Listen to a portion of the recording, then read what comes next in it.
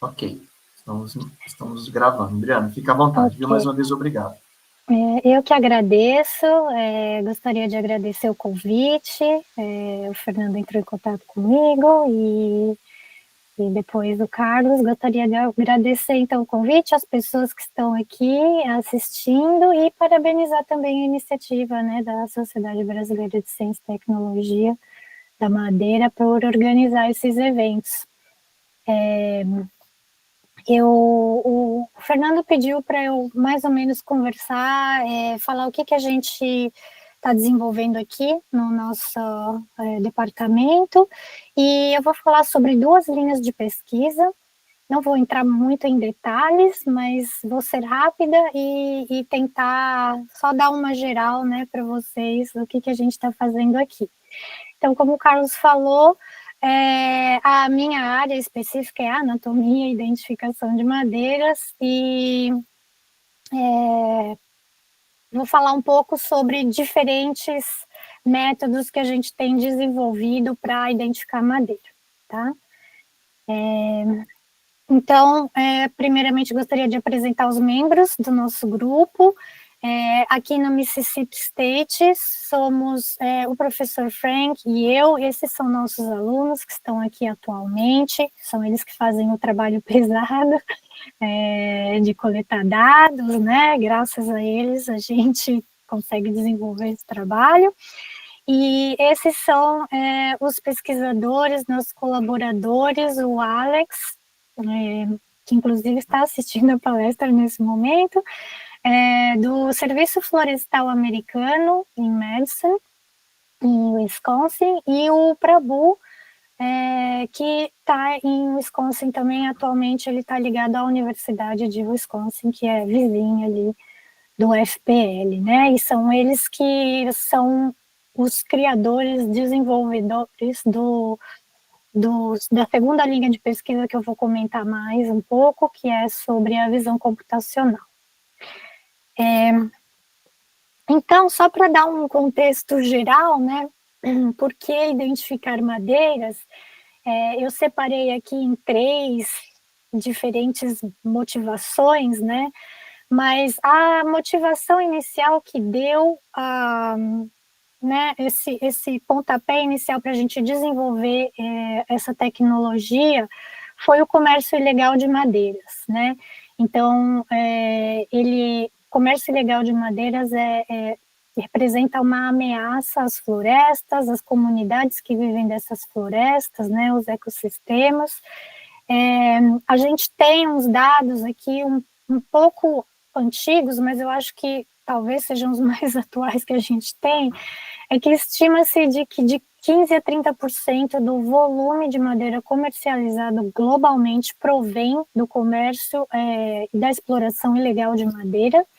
E se a gente considerar só os países tropicais, os produtores de madeira, esse número pode chegar até 90%, né? Enquanto isso, o valor econômico da exploração ilegal é estimado entre 30 e 100 bilhões de dólares, né? Então, esse é um problema grave que foi o que motivou, como eu disse, o desenvolvimento dessas pesquisas. Uma outra motivação seria o furto de madeiras, né? Então, a gente sabendo a floresta de onde veio, e aqui falando mais talvez florestas plantadas e madeiras que foram encontradas em um carregamento ou em algum outro lugar, né? A gente também faz isso. E a adulteração também, que é muito comum, né? Se você for uma indústria que está comprando ou importando madeira, é muito comum que exista a mistura de madeiras, né, de menor valor comercial nesses lotes de madeiras que foram vendidas, que talvez seriam de um maior valor, né? Então, essas são as motivações. Durante muitos e muitos anos, e ainda hoje, né, o processo de identificação né, que é o tradicional, o convencional, é feito por humanos. A gente tem a identificação macroscópica, usando lente conta-fios, né, e a microscópica, que aí a gente vai olhar detalhes, né, no microscópio. Nesses dois tipos de identificação, a gente faz a observação das características anatômicas da madeira, e a gente usa recursos para comparar, né, como amostras de estiloteca, quando nós temos, né, uma estiloteca disponível, ou outros recursos, livros, imagens, recursos online, né. O problema com essa questão é que o treinamento é muito longo, né, e é um treinamento muito intenso. Pessoas que trabalham, por exemplo, na área de fiscalização, elas podem mudar de emprego, podem se aposentar, e aí tem o treinamento a ser refeito, né? Então, a gente, né, esse tipo de identificação demanda muito tempo.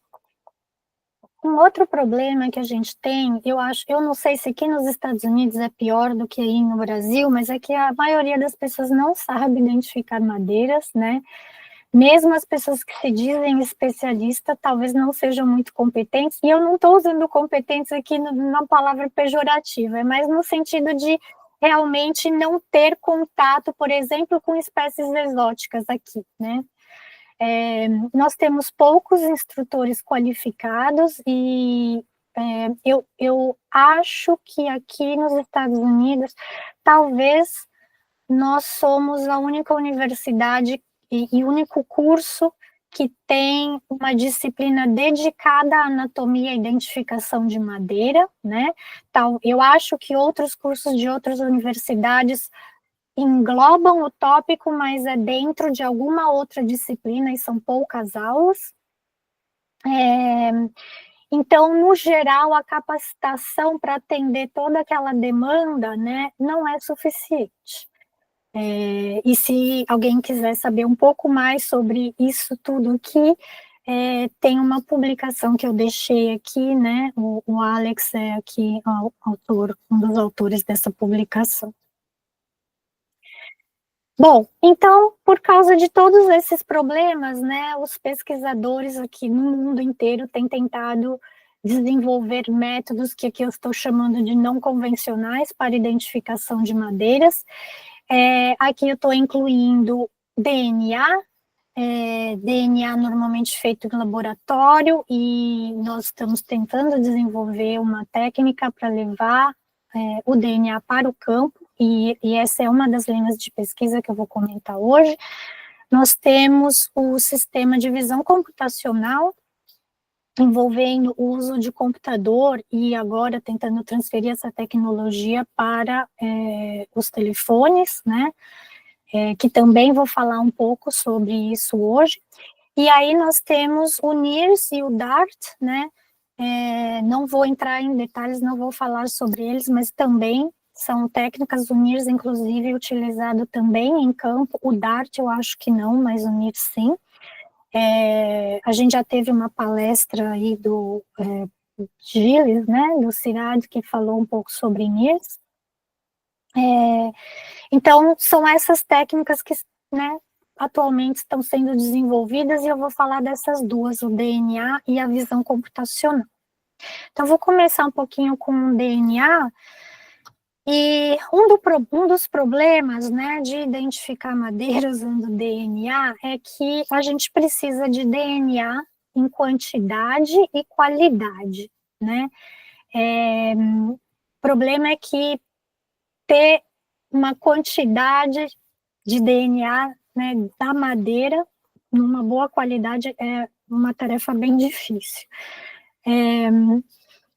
Então, a questão da pouca quantidade, eu queria comparar aqui um pouco. Faz de conta que isso aqui é uma folha e todas essas quadradinhos retangulares verdes aqui são células e o azulzinho são núcleos, né? Então, são células vivas. Então, nas folhas nós temos células vivas, uma grande quantidade de DNA, né? Não necessariamente a gente tem DNA só no núcleo, a gente tem 3 tipos de de genomas aqui nas plantas, mas é só para exemplificar que são células vivas. Quando a gente olha para a madeira, né, isso aqui seria a madeira, mesmo a árvore viva, na parte do xilema, a gente não tem tantas células vivas, né? As células vivas que a gente vai ter são só as células do parênquima radial ou axial. Se a gente comparar, a quantidade é muito menor, né? Então, a gente tem esse problema da quantidade. A questão da qualidade, exemplificando um pouco, dizendo um DNA de boa qualidade, aqui eu diria que é um DNA, se vocês lembram, né, de como é o DNA, são aquelas fitas longas, né, que contém todas as informações e contém essas bases, né, nitrogenadas. Um DNA de boa qualidade seria quando você tem essas fitas longas, né, sem degradação, sem quebra. Eu diria que um DNA de baixa ou de má qualidade seria um DNA quebrado, né, em pedacinhos pequenos. Então, se a gente for comparar isso, fazer uma analogia com um livro, né, se você tem um livro inteiro, você consegue entender a história. Se você quebra esse livro em capítulos, você ainda consegue entender a história, talvez você consiga colocar os capítulos numa ordem que faça sentido, né? E aí, quando você começa a quebrar em pedaços menores, vamos supor que você está quebrando em páginas, ou você está quebrando em parágrafos, ou só em palavras, e você mistura tudo aquilo, vai chegar uma hora que não faz mais sentido, né? Então, o DNA de má qualidade seria isso, né? Seria pedacinhos tão pequenos que a gente não consegue mais juntar e contar a história inteira, né, daquele organismo. E um terceiro problema é a quantidade e a presença de extrativos que a gente tem na madeira, e esses extrativos atrapalham no processo de limpeza do DNA, vamos dizer assim. Vou tentar usar palavras também mais comuns. Então, o processo normal de extração de DNA envolve muitos passos, né? Normalmente a gente compra kits de extração de DNA que foram desenvolvidos para extrair DNA de folhas, né? Então, nesse caso, normalmente a gente tritura as folhas, né? Mas no caso da madeira, né, seria triturar a madeira, a gente tem que triturar e romper a parede celular, a gente tem que adicionar reagentes, né, para romper o envelope nuclear, quando a gente está falando de núcleo, ou cloroplasto, ou mitocôndria, seja o que for, né. A gente tem que também adicionar substâncias para remover inibidores, que no caso extrativos, mas também proteínas e enzimas, né? E todo esse processo de limpeza envolve muita lavagem, né? Desse DNA, e no final a gente acaba perdendo o DNA nessa lavagem, né? E fragmentando também o DNA, né? Com todo esse processo. Então, a gente tinha várias perguntas, né? Será que a questão da qualidade, né, de quebrar o DNA, será que isso é durante o período de extração que a gente tem que triturar a madeira, né? Como será que ocorre essa quebra do DNA? Então, a gente tentou desenvolver um trabalho, que é esse aqui, que é um trabalho de metodologia, né, um trabalho de técnica. Então, a gente pensou, como que a gente consegue extrair o DNA da madeira, né, preservando a integridade e minimizando essa perda, né, durante esse processo de extração. Então, essa aqui é uma imagem em fluorescência de uma madeira que a gente tinha, e todas essas círculos azuis aqui são núcleos que estão fluorescentes. Então, a gente adicionou aqui um reagente e os núcleos estão fluorescentes, né? Então, a gente vê que tem núcleos intactos aqui, né, contendo DNA. A gente imaginou que, será que se a gente conseguir extrair esse núcleo, né, será que o DNA dentro do núcleo está intacto na madeira, né? Então, isso aqui é um corte radial, né? Então você consegue ver aqui os raios, né? E aqui são canais resiníferos, se eu não me engano. É uma gimnosperma isso aqui. Então, essa foi a pergunta, né? Será que se a gente extraiu o núcleo intacto, o DNA vai estar intacto também, né? Então, a gente pensou, tá bom, vamos testar, mas como que a gente vai conseguir extrair, né, o núcleo, né, sem danificar? Então, a gente pensou numa tecnologia mais ou menos adaptando aí da área de saúde, né, da medicina, da área de reprodução. A gente tem um equipamento que pode usar sucção ou alguma pressão positiva ou negativa aqui, que é ligado a uma canaleta, e a gente tem uma micropipeta, né, na ponta.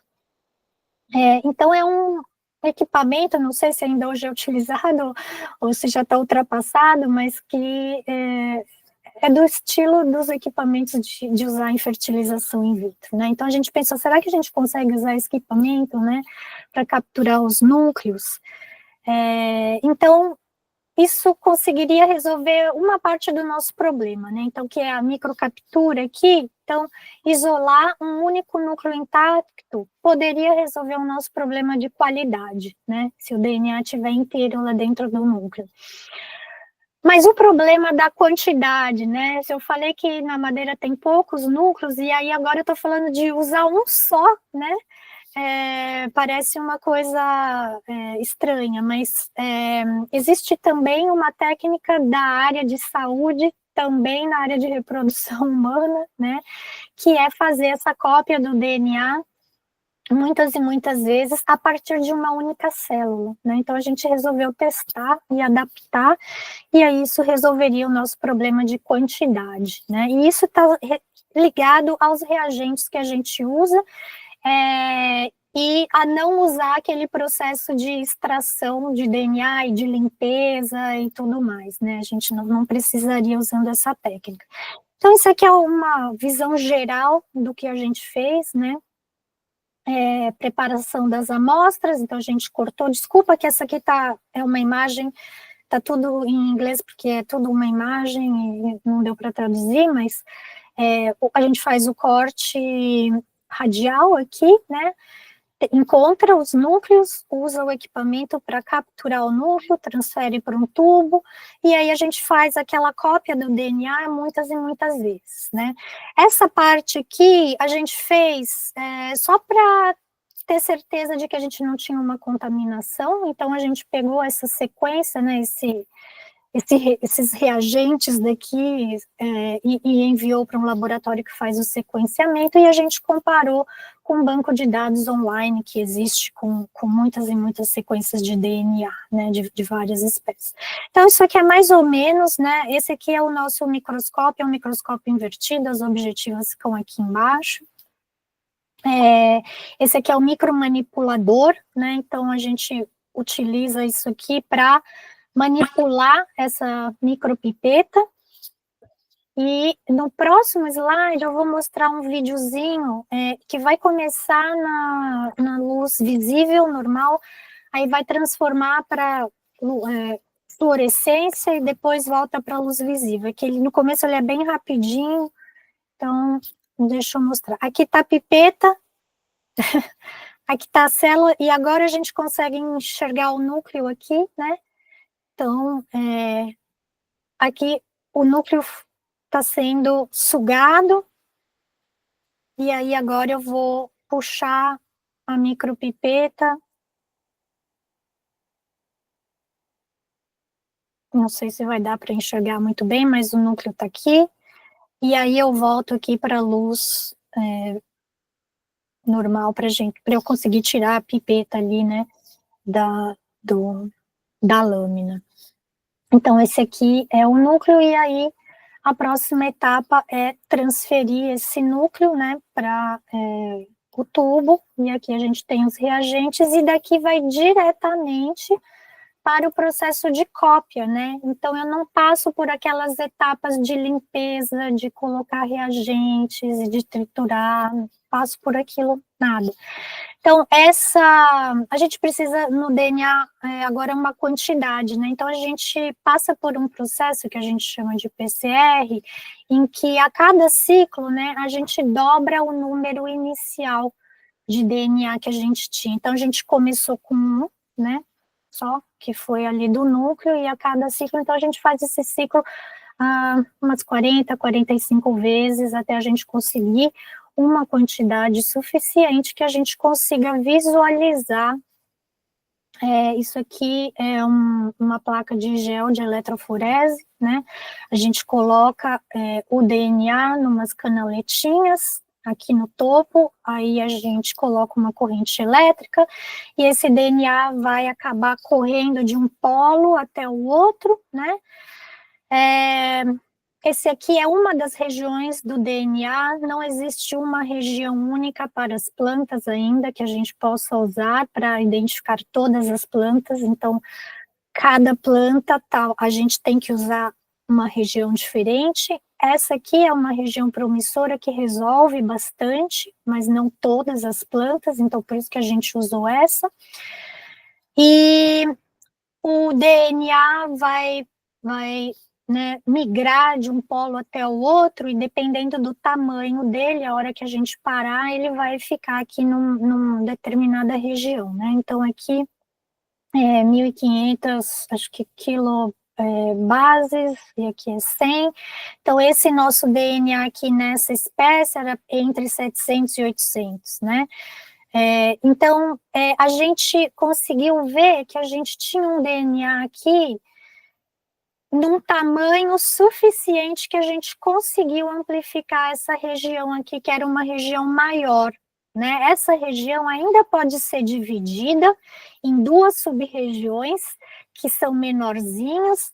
Esse segundo aqui também é uma região que consegue resolver bastante a questão da identificação de algumas espécies, mas a gente conseguiu um DNA de ainda melhor qualidade, né, que foi essa região aqui, que era uma região que tinha uma sequência maior. Então, a gente conseguiu né, ver que dentro do núcleo, o DNA ainda estava intacto, né? A qualidade ainda estava boa quando o núcleo estava intacto, né? Pelo menos para identificar esse tamanho aqui de DNA, né? Aí o que a gente fez, como eu falei, a gente mandou para o sequenciamento e a gente retoma, né? Eles devolvem para a gente essa sequência aqui. A gente só colocou aqui nesse banco de dados que é disponível online do NCBI, né? E retorna para a gente várias espécies que podem ser, e aqui no caso eu estava testando a cária mesmo, né? Então era só para ver mesmo se isso não era contaminação, né? A forma como as pessoas usam o DNA para identificar madeira é uma forma diferente. Bom, mas esse processo aqui é um processo que é feito em laboratório, né? E a gente gostaria muito de desenvolver metodologias para serem usadas em campo, né? Então, a gente está trabalhando também num processo de desenvolver um método para levar a campo. Isso só é possível por causa desse equipamento aqui, que é um equipamento pequeno, do tamanho de uma torradeirinha, né? Que funciona a bateria e que a gente pode usar em campo. Então, tem uma autonomia com certeza, mais de 1 hora, porque esse processo aqui demora 1 hora, né? E é bem mais rápido também que o processo anterior, que demora 2 a 3 horas para copiar o DNA. Então, aqui já é um outro trabalho, a gente tem 2 trabalhos nessa mesma situação, com 2 grupos diferentes. Aqui, no caso, a gente quer detectar uma espécie. Então, eu não lembro como que, eu não sei se tem uma tradução para essa espécie aqui, é o spruce, né?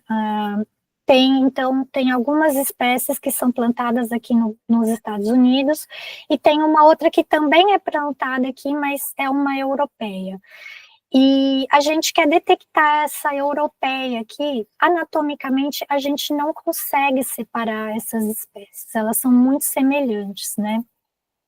mas a gente quer detectar essa espécie europeia aqui, porque as propriedades mecânicas delas são um pouco inferiores às das outras. E aqui nos Estados Unidos, eles usam gimnospermas na construção civil, né? Então, a gente precisa aqui ter madeiras que realmente tenham propriedades mecânicas bem conhecidas e dentro de um certo limite. Não vou explicar muitos detalhes aqui de exatamente o porquê a gente tem que separar essa, mas a gente tem que separar essa. E aí o que a gente faz? A gente tem que encontrar no DNA uma região em que essa espécie que a gente quer detectar seja diferente de todas as outras. E aí a gente desenha algo que a gente chama de, eu acho que na tradução de português seria sonda. A gente desenha uma sonda, que seria um pedacinho assim, ó, pequenininho de DNA. Vocês estão vendo o meu marcador aqui? Sim, estamos. Laser? Ah, então. A gente desenha esse pedacinho aqui, que seria uma sonda, né?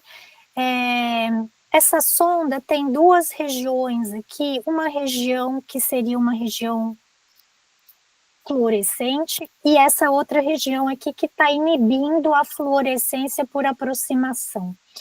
Então, quando elas estão aqui nesse pedacinho, próximas umas da outra, a gente não tem fluorescência, né? Quando esse DNA começa a ser copiado, ele libera essa região aqui, e aí, como ela fica longe dessa, ela começa a emitir fluorescência. E é isso que o equipamento capta. Então, essa sonda só vai se ligar na região da espécie que a gente quer detectar, porque ela não liga nas outras espécies, né? Então, se a gente começar a captar fluorescência por esse equipamento aqui, quer dizer que a gente tem aquela espécie que a gente estava tentando detectar, né?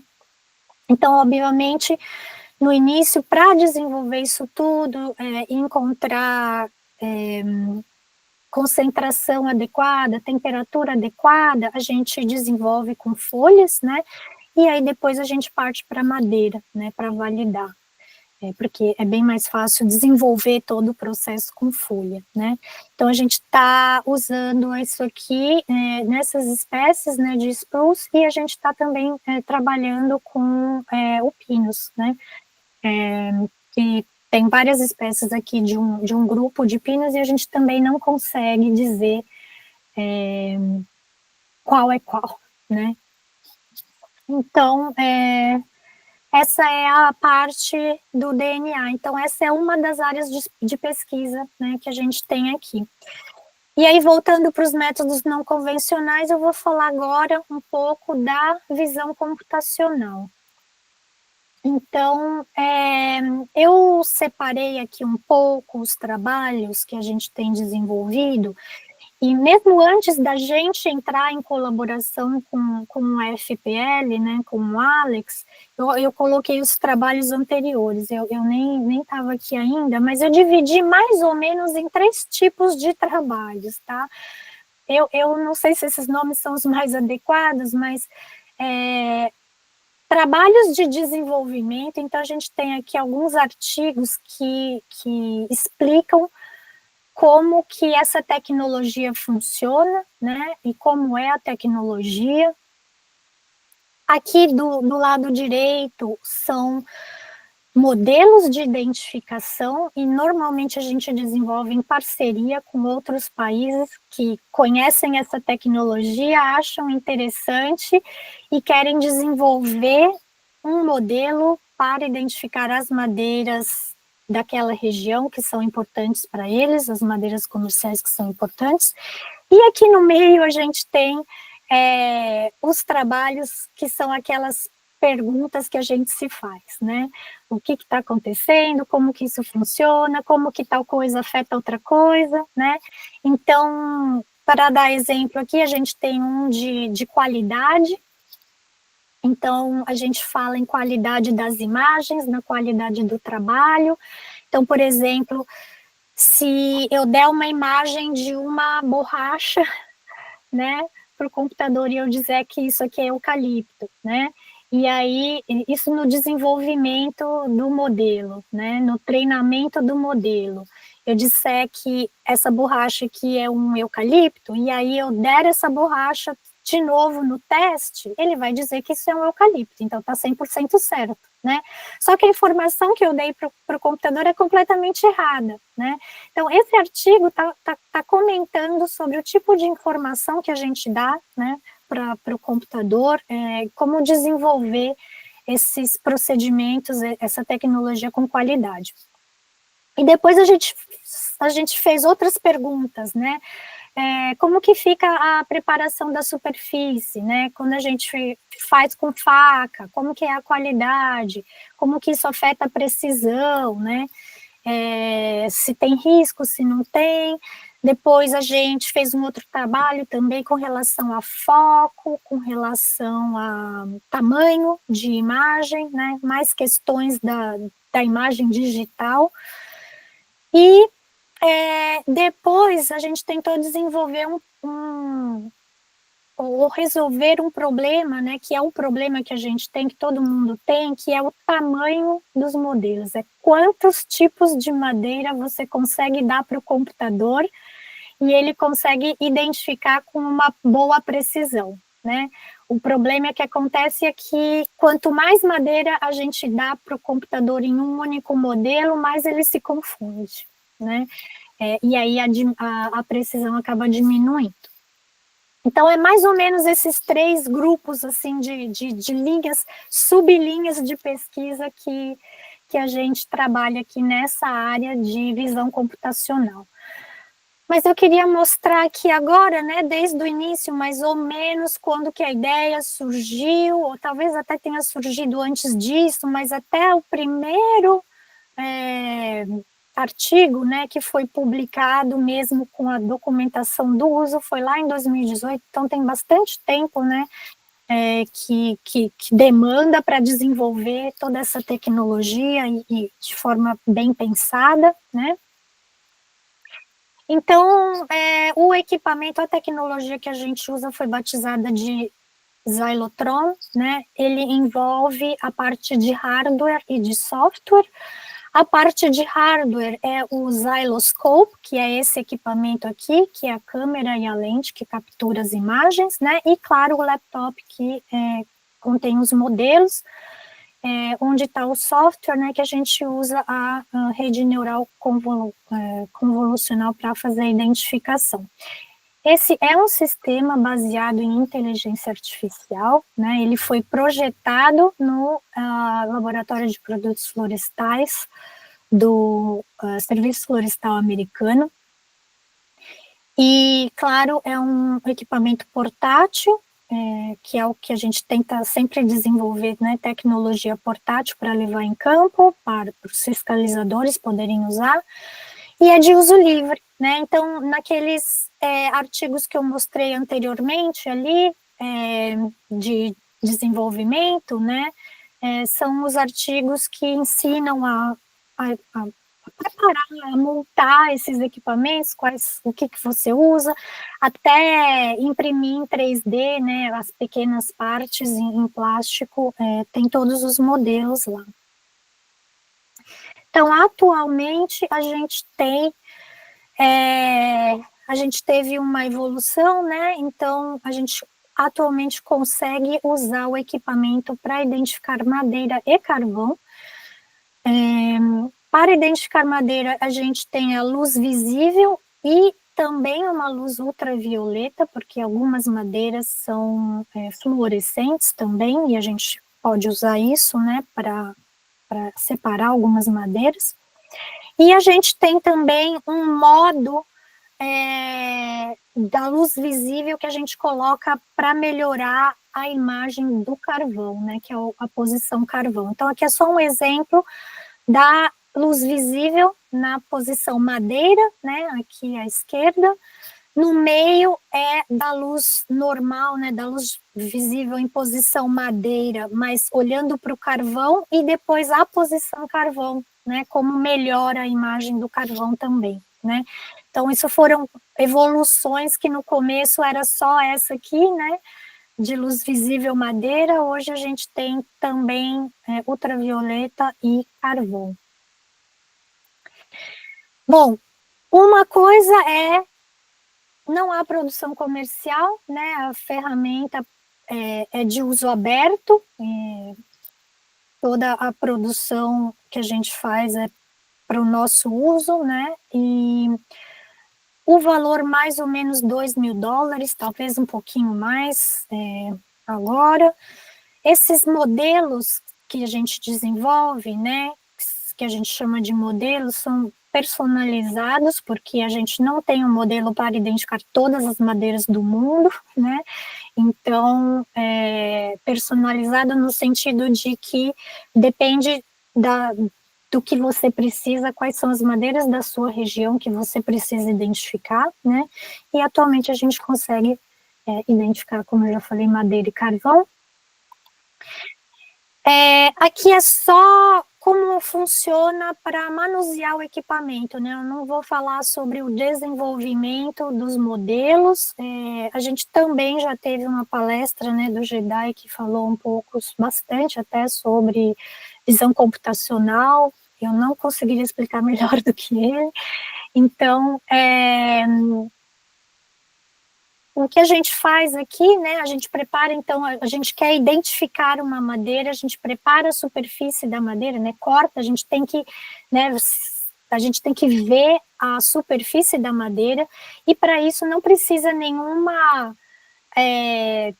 treinamento em anatomia, a única coisa que você precisa saber é onde é a superfície transversal, esse é o único treinamento de anatomia que você precisa, e também, na verdade, posicionar os raios na vertical, né? Então, dois conhecimentos básicos aqui de anatomia que você precisa saber para manusear esse equipamento. Então, coloca o osciloscope nivelado aqui na superfície da amostra, captura a imagem e aí rapidamente você tem um resultado. Isso aqui é fictício, tá? É que eu apresentei para um outro grupo e aí eu deixei isso aqui, mas é só um exemplo, né, de como a gente conseguiria um resultado. E eu vou mostrar de novo agora um videozinho mostrando como é rápido, né, esse processo. O vídeo está, acho que numa velocidade normal. E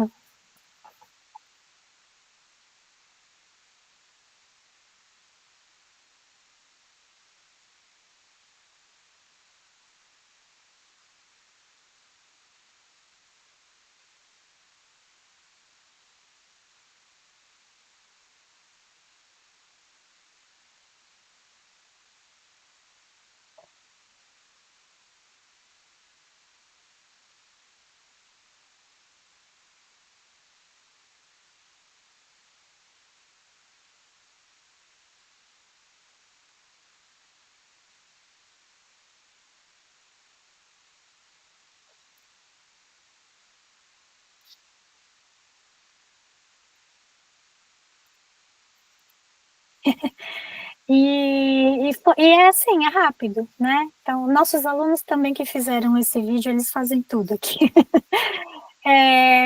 Então, eu gostaria agora de apresentar um daqueles trabalhos lá que eu estava comentando, né, de resolver problemas de identificação. Então, um deles, a gente tem um modelo, né, desenvolvido, e aqui são madeiras norte-americanas, só para identificar madeiras de porosidade difusa. A gente tem um outro modelo só para identificar madeiras de anel poroso, acho que é assim que ainda se fala, né? Esses dois modelos individuais, né, tiveram mais ou menos essa porcentagem aqui de precisão, né? Esse modelo aqui envolvia 22 tipos de madeira, que eu estou chamando aqui de taxa, e aqui 17 tipos de madeiras, 17 grupos ou classes que a gente pode chamar aqui, né? A gente não tem um específico para madeiras de anel semiporoso. Mas tentando resolver aquela questão do número de madeiras, né? Quantas madeiras a gente consegue inserir no mesmo modelo antes que a gente perca essa precisão, né, de maneira muito acentuada. Então, a gente tentou desenvolver algo, né, deixa eu mostrar aqui no próximo slide. Atualmente, né, há algum tempo atrás, então a gente tinha esses modelos independentes, e aí um humano precisaria saber o que é porosidade difusa, o que é porosidade de anel semiporoso e o que é semiporoso, o que é poroso, o que é semiporoso, e escolher um modelo para utilizar, né? Então precisaria o humano saber o que é isso. E aí, né, aqui aquelas porcentagens. Uma forma de resolver isso, né, seria desenvolver um modelo e colocar todas as madeiras lá, né, e desenvolver um modelo de 42 tipos de madeiras, né, vou dizer aqui no português bem popular, colocar tudo dentro de um saco de gato, né, e o computador ir lá dentro daquele saco de gato tentar encontrar, né, qual que é o tipo de madeira que você deu à imagem. Se a gente fizer isso, a gente pode ver aqui que a precisão cai para 77%, né? Quando a gente tem os 3 tipos, os 3 grupos de madeira, né, os 42 tipos de madeira, mas aquela mistura de anel poroso, difuso e semiporoso, né? Para resolver isso, a gente desenvolveu um modelo, também não sei se essa é a tradução mais adequada, chama nested em inglês, mas eu coloquei aninhado ou ninhos, não sei. O que a gente fez aqui foi, a gente ensinou o computador a identificar o tipo de porosidade primeiro. Então, a gente só tinha 3 classes aqui, né, 3 grupos para o computador resolver o primeiro problema. E aí, ele sabendo identificar a porosidade, o número de madeiras que ele teria que identificar dentro daquele subgrupo seria menor. Então, a gente resolveria aquele problema de ter, ao invés de ter 42 de uma vez para identificar, a gente tem um número menor, né? E aqui, nesse trabalho, a gente conseguiu, né, nesse nível aqui, uma precisão de 99,6%. Na verdade, ele errou uma só, foi uma de porosidade difusa, que, se eu não me engano, ele classificou como semi-difusa. Todas as de porosidade de anel poroso ele classificou certo, e aí dentro aqui ele cometeu alguns erros, então a precisão foi de 91,4%. As semiporosas só tinham 3, então fica bem mais fácil, né? Ele acertou todas aqui e classificou todas certo, né? E aqui só aquela que ele errou, né? Que já inicialmente ele já classificou errado, então aqui daqueles, acho que era 81%, alguma coisa assim, 80 e poucos por cento, caiu um pouquinho, né? Mas se a gente considerar, né, essas 3 porcentagens aqui, no geral, a gente tem uma precisão ainda de 85,7%, né, para identificar 42 madeiras, ao invés de ter esses subgrupos, né.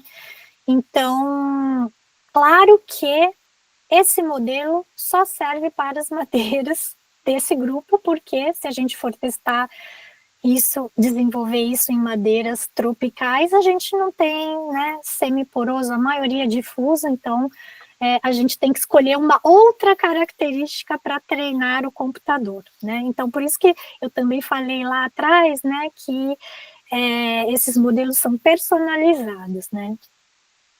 E o que é importante, né, a gente saber disso é que essa ferramenta é uma ferramenta de triagem. Ela foi projetada para identificar a madeira potencialmente ilegal.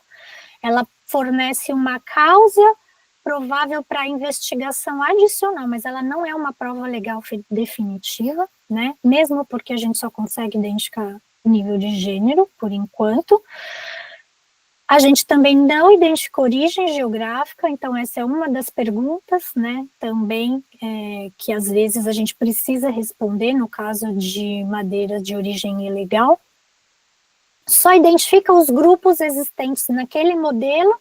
Então, se eu tenho grupo de madeiras norte-americanas, eu pego uma castanheira, ele vai identificar errado, né, com certeza, porque ela não faz parte daquele grupo. E como eu acabei de falar, o número, né, de tipos de madeiras que a gente consegue colocar dentro desses modelos, por enquanto ainda é limitado, né?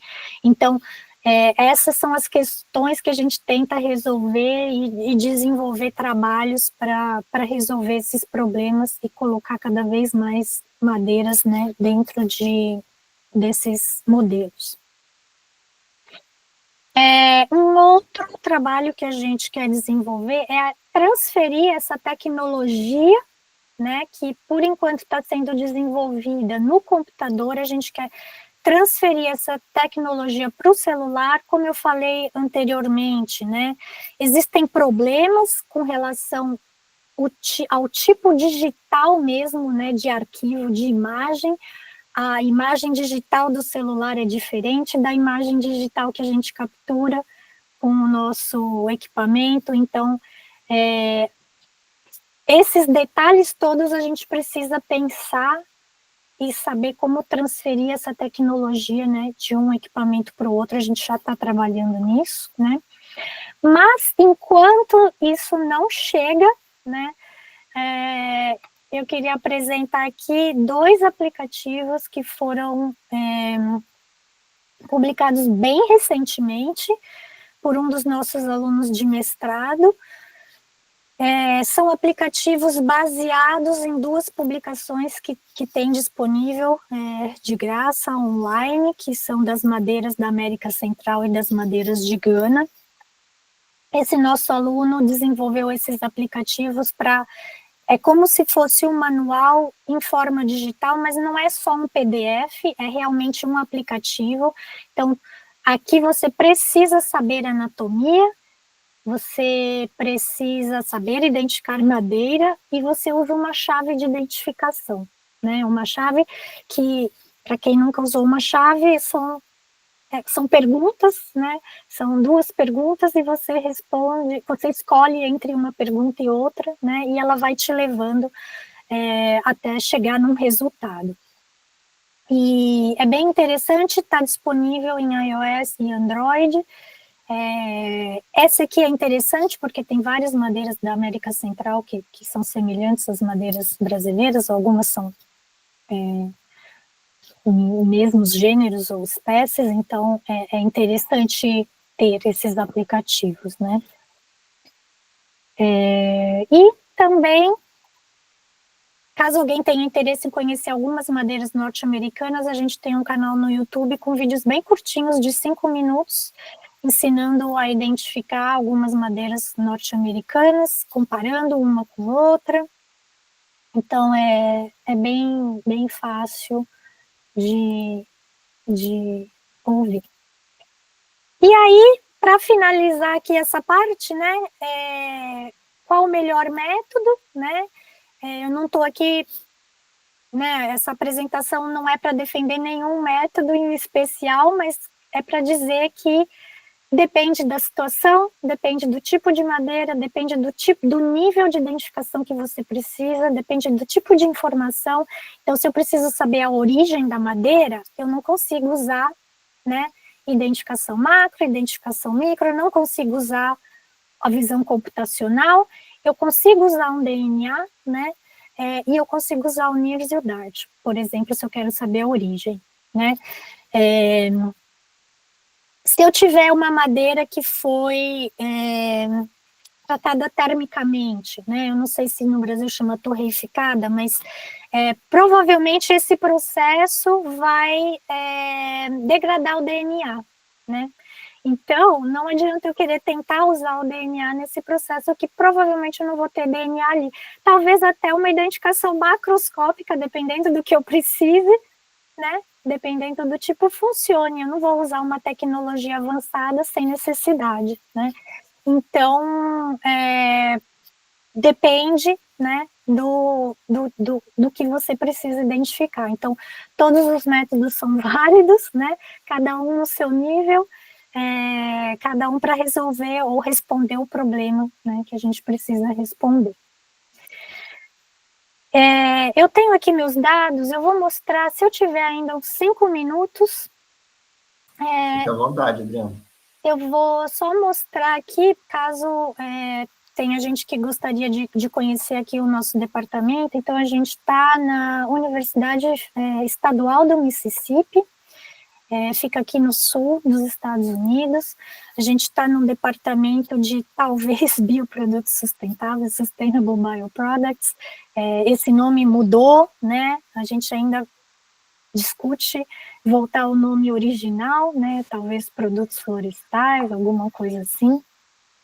Mas tem um videozinho de 1 minuto que é mostrando os alunos, né?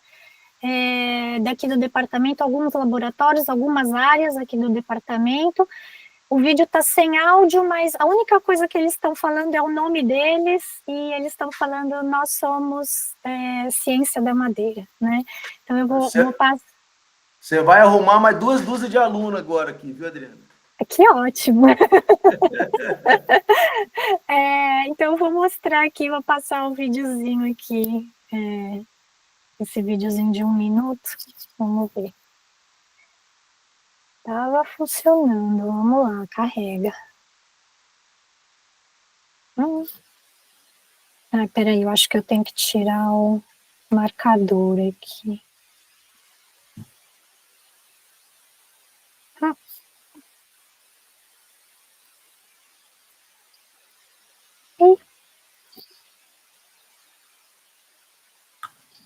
Peraí, gente, tava dando certo.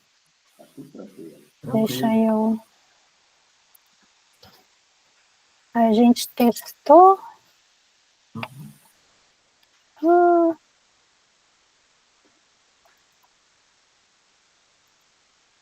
Bom, não sei o que aconteceu.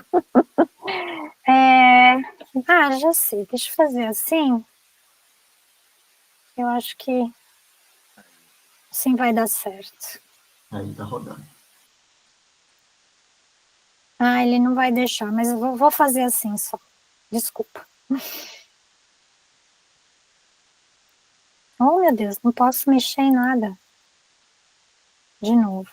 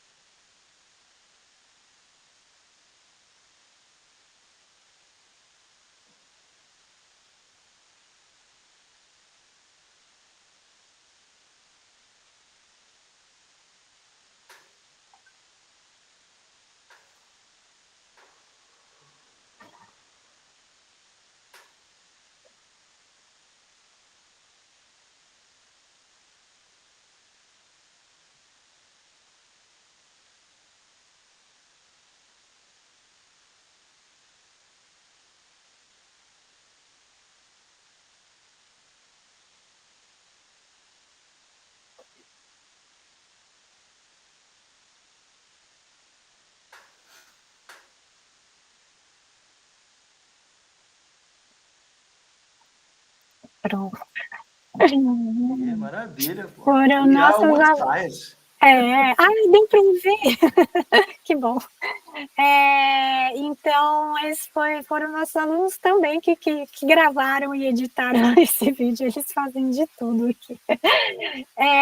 Então, esse aqui é um link para o departamento. Atualmente a gente tem 20, então esse departamento ele está dentro do College de Produtos Florestais, que tem outros departamentos, que é o departamento de floresta e o departamento de ciências naturais, ou é mais voltado aos animais, então tem um só floresta, um só animais e um produtos florestais, que é o nosso. Só aqui no nosso departamento a gente tem 20 professores atualmente, desses 24 são brasileiros. A gente está, cada semestre esse número muda, mas acho que a gente está agora com 37 alunos na pós. Eu não sei muito o número de alunos na graduação, mas não são muitos, porque acho que as pessoas não conhecem muito essa graduação. Muita gente vai para florestal, e aí depois acaba vindo para fazer mestrado e doutorado com a gente, né? Mas é em torno de talvez 10 a 12 alunos de graduação que a gente tem. Aqui no site também vocês conseguem encontrar mais ou menos algumas áreas e, né, algumas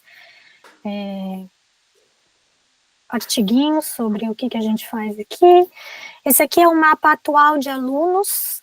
Então, a gente é um departamento bem diversificado, pelo que vocês viram no vídeo, a gente tem alunos aqui do mundo inteiro. No momento não temos nenhum aluno brasileiro, mas essa é a distribuição, né, de alunos aqui no mundo, e isso varia também a cada semestre. Às vezes, por exemplo, vem um da Nigéria, traz vários outros, e assim vai. Tinha bastante alunos do Brasil aqui, mas atualmente a gente está sem nenhum. A gente tem, para pós-graduação, a gente tem 3 entradas, a gente tem uma entrada em janeiro, uma em maio, uma em agosto, né? E a gente tem bolsa também, né? Essa bolsa cobre 20 horas de trabalho, do que a gente precisar aqui, que o aluno ajude a gente nos laboratórios, e o resto do tempo é para desenvolver os trabalhos dele, fazer aula e tal, né? Mas, para começar a conversar, né, a gente precisa ter isso aqui de alunos internacionais, então esses são as notas mínimas que a gente precisa do inglês, né? No IELTS e no TOEFL. E tem um manualzinho de alunos de graduação, né, que vocês podem acessar aqui com muitas informações, mas claro que se precisar, vou deixar aqui meu contato de novo, pode entrar em contato comigo, né, e agora eu fico aberta aí a perguntas. Muito obrigada, gente, foi um prazer. Obrigado, Adriana. Nós que agradecemos, viu, a sua participação aqui, a nossa rodada de palestras, né? Onde pela SBC tem. Eu vou finalizar a gravação, só interromper ela para que ela não fique muito grande, a gente não consiga depois colocar no nosso site, tá bem? Uhum.